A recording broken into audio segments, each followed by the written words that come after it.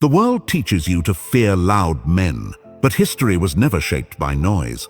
The most dangerous men are not surrounded by friends. They are surrounded by silence. They don't argue. They don't explain. They don't seek approval.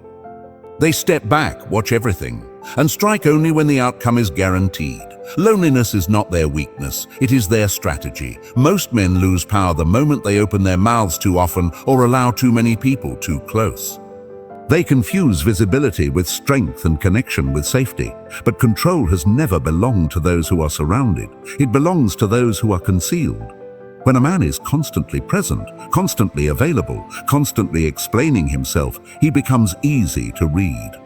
His intentions leak through tone, through habit, through emotional reactions. And once intentions are visible, influence follows. Influence becomes pressure. Pressure becomes control by others. The most dangerous men understand a quiet truth. Every relationship is a two-way channel of power. The more people who have access to you, the more points exist where leverage can be applied. Words can be twisted. Loyalties can be tested. Emotions can be exploited.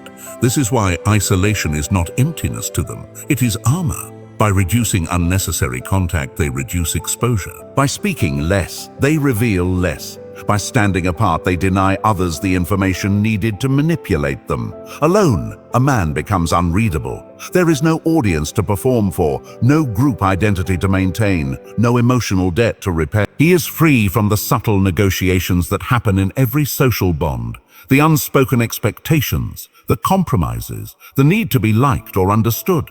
In that freedom, his mind sharpens. Decisions are no longer shaped by how they will be received, but by whether they will succeed. This is where true control begins, when action is guided by outcome, not approval. Isolation also forces confrontation with oneself. There is no distraction, no validation, no external noise to mask weakness. Most people avoid being alone because solitude exposes them. Dangerous men embrace it for the same reason. In silence, flaws surface, impulses reveal themselves, fear becomes visible, and what is visible can be disciplined. Alone, a man learns where his emotions try to betray him and where his patience breaks. He studies himself as carefully as he studies others, eliminating weaknesses before anyone else can discover them. While others are entangled in constant communication, explaining motives and reacting emotionally, the isolated man watches. He gathers information without offering any in return. He observes how people speak when they want something, how they behave when they feel safe, how quickly loyalty dissolves under pressure. This asymmetry, knowing much while revealing nothing, is a form of dominance that requires no aggression. Control does not announce itself. It positions itself quietly and waits. Over time, this restraint builds an invisible advantage. When a man rarely speaks, his words gain weight. When he rarely appears, his presence is felt more strongly. Uncertainty surrounds him, and uncertainty makes people cautious. They hesitate, they speculate, they adjust their behavior without being asked. This is authority without force, influence without confrontation. It is not loneliness that creates this power. It is the discipline to remain inaccessible when others are desperate to be seen. In the end, isolation is not withdrawal from the world. It is a strategic reduction of exposure. It is choosing to be deliberate rather than reactive, silent rather than transparent, controlled rather than connected. And in a world where everyone is constantly revealing themselves, the man who reveals nothing becomes the one no one can control. Distance is not avoidance, it is refinement. Most men believe closeness creates understanding, but closeness often creates distortion. When emotions are involved, perception becomes unreliable. Words are misheard, intentions are misjudged, and decisions are made to preserve feelings rather than outcomes. The men who prefer solitude understand that clarity cannot survive in constant noise. They step back not because they are afraid of people, but because they refuse to let emotion dictate strategy. When you remove yourself from the crowd, patterns begin to appear. Human behavior is repetitive, predictable, and remarkably consistent when observed without emotional attachment. From a distance, you notice who speaks to gain approval and who speaks to gain control. You see who follows strength and who pretends to lead. You watch how quickly confidence collapses when validation disappears. These truths are invisible to those trapped inside the group, because participation demands reaction. Observation requires stillness. Distance sharpens judgment by slowing the mind. In isolation, reactions lose their urgency.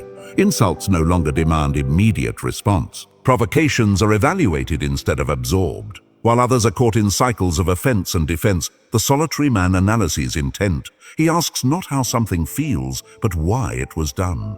This shift alone separates the dangerous from the impulsive. Emotion seeks release. Intelligence seeks advantage. Silence also reveals people more effectively than confrontation ever could. When you stop speaking, others fill the space. They explain themselves, they justify, they expose insecurity, ambition, resentment, and fear, all without being questioned. Most people cannot tolerate silence. They mistake it for judgment. In their discomfort, they reveal more truth than words pulled from them under pressure. The man who observes quietly collects information while appearing to do nothing at all. Distance also protects perception from contamination. In crowds, beliefs spread faster than facts. Confidence is mistaken for competence. Volume replaces substance. From the outside, these illusions collapse. You see how opinions are borrowed, how courage is performed, how morality shifts with convenience. This clarity allows precise decision-making. You no longer mistake popularity for power or emotion for loyalty. You see people as they are, not as they present themselves. With time, this habit of observation becomes instinct. The dangerous man does not rush to judge or react. He waits. He allows situations to unfold fully before acting. While others exhaust themselves in immediate responses, he conserves energy and attention. When he finally moves, his actions appear decisive, even sudden. In reality, they are the result of long, quiet analysis. Distance also strengthens internal authority. When you are not constantly influenced by others' opinions, your standards become your own. You are less susceptible to persuasion, less reactive to praise or criticism. This independence unsettles people. They sense they cannot steer you with emotion or pressure. And when influence fails, respect follows. Ultimately, distance is not about isolation from humanity. It is about mastery over perception. The man who sees clearly is the man who cannot be easily deceived. And the one who cannot be deceived is always several steps ahead, without ever appearing to move at all. Dependence is the most efficient form of control because it does not need force to operate. It works quietly, through need, attachment, and expectation. Most men do not realize how exposed they become the moment they rely on something outside themselves for stability. The need for approval, support, reassurance, or belonging creates invisible chains. Whoever supplies what you need gains leverage over you, whether they intend to or not. This is why the most dangerous men build a life where nothing essential can be taken from them. Self-reliance is not pride, it is protection. When a man can sustain himself emotionally, mentally, and materially, threats lose their power. Fear works by targeting what can be lost. Take that away, and fear has nothing to grip. A man who depends on others must constantly calculate reactions, preserve relationships, and manage impressions. His choices are shaped by consequences beyond his control. A self-reliant man answers only to reality. He acts based on effectiveness, not permission. This independence begins internally. Emotional autonomy is the first barrier against manipulation. When praise no longer inflates you and criticism no longer wounds you, influence collapses. People attempt to control through reward and punishment, through validation and rejection. These tactics fail on a man who has learned to regulate his own emotional state. He does not need encouragement to move forward or comfort to recover. He absorbs impact and continues, unmoved and unnegotiable. Practical independence follows. Skills replace dependency. Preparation replaces hope. The dangerous man learns because knowledge cannot abandon him. He trains because strength cannot betray him. He plans because planning reduces reliance on chance or rescue. Every layer of competence removes a point of vulnerability. Every capability gained is one less handle for others to grab. Where most men outsource responsibility, he internalizes it. This self-sufficiency changes how others interact with him. Negotiations become honest because there is nothing to threaten. Pressure loses its urgency because delay costs him nothing.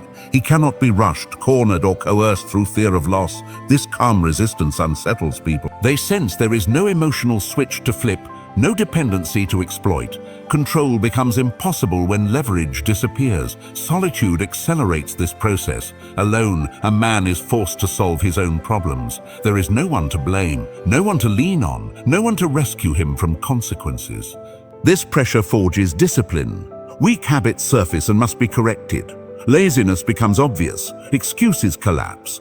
What remains is competence earned through necessity. This is why dangerous men value solitude. It compresses growth and hardens resolve. Over time, this self-reliance becomes visible, not through arrogance, but through steadiness. Others sense that this man will not break under stress, will not fold under pressure, will not betray himself for comfort.